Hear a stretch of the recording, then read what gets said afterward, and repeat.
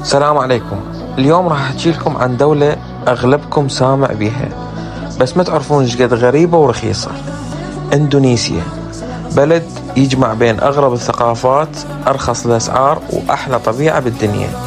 والشي الحلو العراق يقدر يسافر لها بسهولة ويسوي فيزا اونلاين. اول شي الطبيعة، هاي الدولة بيها 17,000 جزيرة، مو 17 مدينة، لا 17,000 جزيرة. اشهرها بالي اللي تشوف صورها بكل تليفون، شلالات، غابات، براكين، مقاهي معلقة والمعابد فوق الجبال. ثاني شيء الأسعار، إندونيسيا من أرخص الدول اللي ممكن تزورها. فندق 4 نجوم من 25 إلى 40 دولار، وجبة كاملة من 2 إلى 5 دولار، سيارة خاصة يوم كامل بسواق 30 إلى 40 دولار، يعني بميزانية بسيطة تعيش ملك.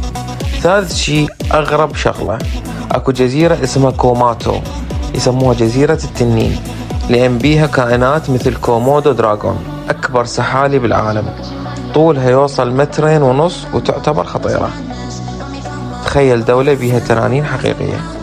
رابع شيء الفيزا للعراقيين. العراقي يقدر يسافر اندونيسيا بطريقتين: فيزا اون ارايفل، يعني توصل المطار وتاخذها مباشرة، مدتها 30 يوم، تكلف 35 دولار فقط، أو تسويها أونلاين قبل السفر من الموقع الرسمي، نفس السعر نفس المدة، يعني الموضوع سهل وما يحتاج دعوة ومعاملات.